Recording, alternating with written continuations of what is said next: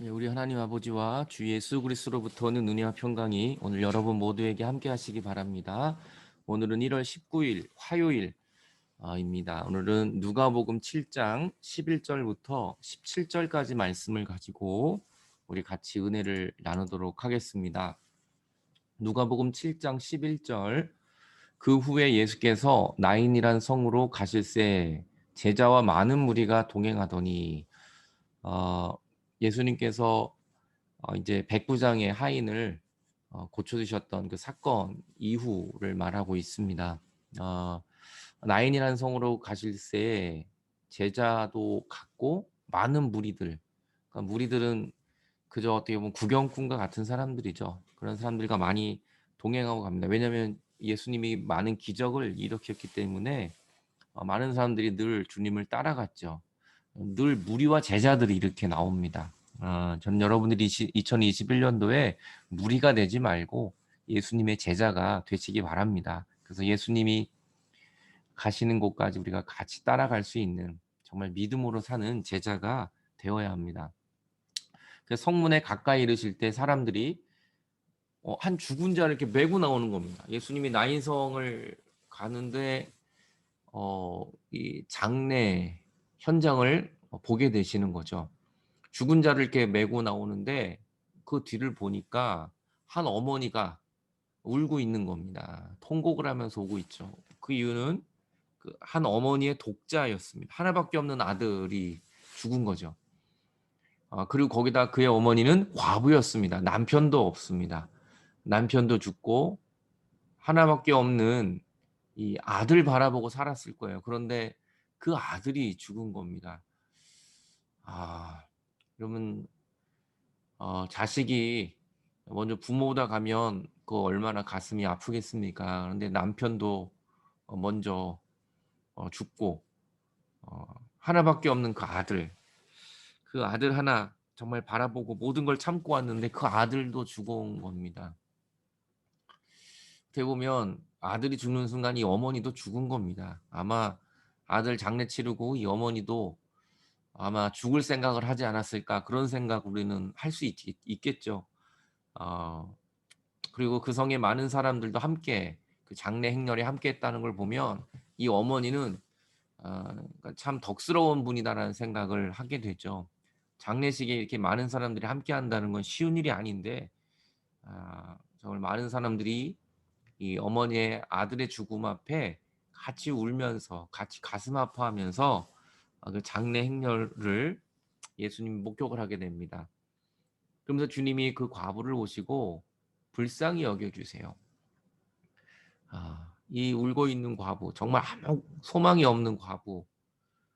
근데 오늘은 이 과부가 먼저 예수님께 메어 달린 게 아니라 예수님이 그 과부를 먼저 보세요. 울고 있는 과부를. 예수님 우리를 먼저 보세요. 울고 있는 우리를. 정말 좌절하고 낭망한 우리를.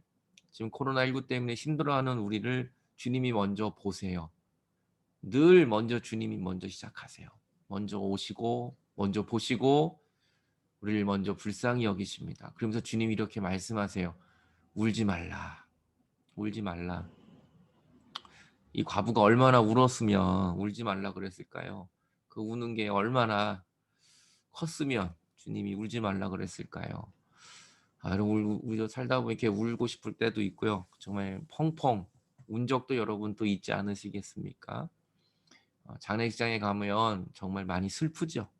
그런데 가장 슬픈 죽음은 자식을 먼저 보냈을 때 그때는 정말 부모도 마음 아프지만 그 장례식에 온 많은 사람들도 정말 같이 웁니다. 예수님이 그 과부에게 울지 말라고 말씀을 하세요. 근데 어떻게 안 울겠어요? 이런 상황 속에서 울지 말라고 안 웁니까? 근데 주님은 정말 불쌍히 위로하는 말로 울지 말라고 하셨어요. 왜 그랬을까요? 그리고 가까이 가서 그 관에 손을 대십니다. 그리고 맨자들이 어, 서게 되죠. 더 이상 가지 못해요. 사실 이 당시에 장례 행렬을 막는 건 굉장히 잘못된 행위고요. 그렇게 해서는 안 되는 겁니다. 근데 예수님이 그 장례 행렬을 막으셨어요. 관에 손을 대고 그 맨자들을 스톱하게 하셨어요. 예수님은 죽음도 막으시는 분이고요. 모든 절망의 행진을 막으시는 분이고요. 어두움의 행렬을 막으시는 분이 바로 예수님이에요. 예수님이면 가능합니다. 예수님이면 모든 것을 다 막으실 수 있어요. 죽음도, 우리 질병도, 아픔도, 고통도, 눈물도 주님이 손대시면 다 막을 자가 없는 거예요.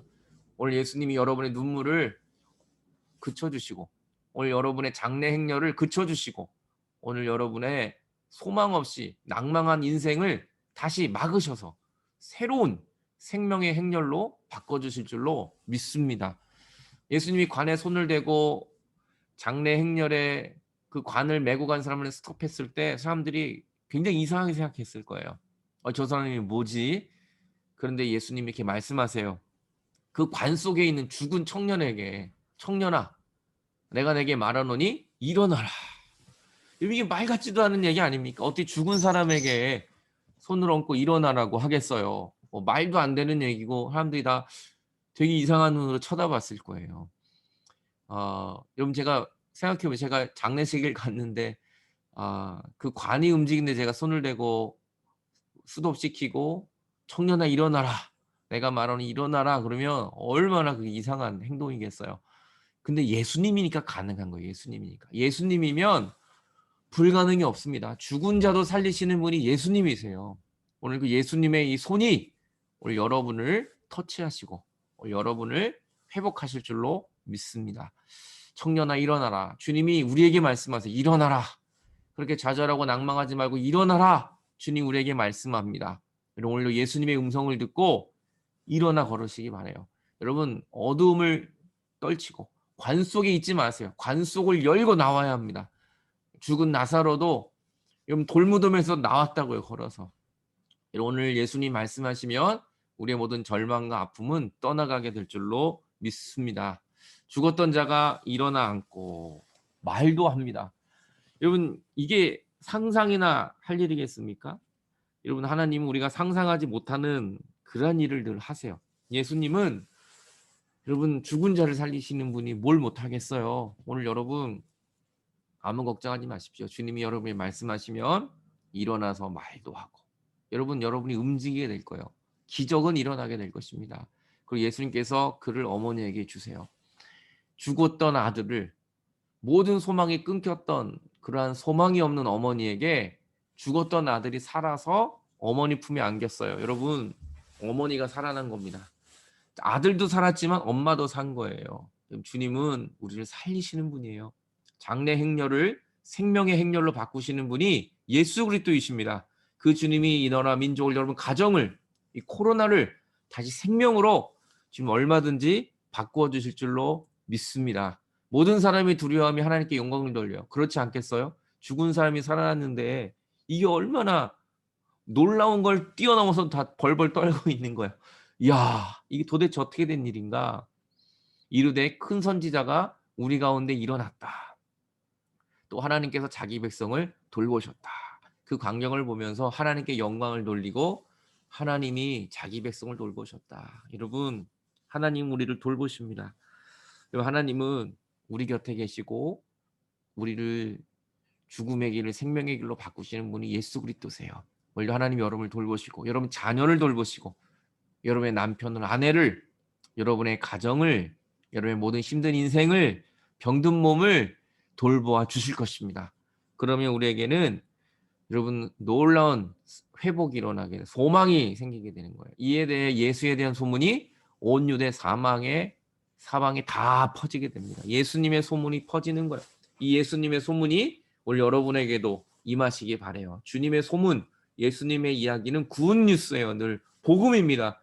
오늘도 예수님의 소문이 오늘도 죽었던 아들을 살리고 과부의 이 울음을 기쁨으로 바꾸신 하나님이 오늘 여러분의 모든 인생을 생명으로 바꾸실 줄로 믿습니다. 같이 기도하겠습니다. 하나님, 오늘도 우리의 인생을 죽음의 행렬, 장래 행렬을 생명으로 바꾸신 주님, 오늘도 우리가 예수님을 따라가고 오늘도 생명을 바라보게 하여 주옵소서. 예수 그리스도의 이름으로 기도하옵나이다. 아멘. 네, 여러분 감사합니다. 오늘도 수고 많으셨습니다. 오늘도 말씀으로 승리하시기 바랍니다. 저는 내일 또 뵙도록 하겠습니다.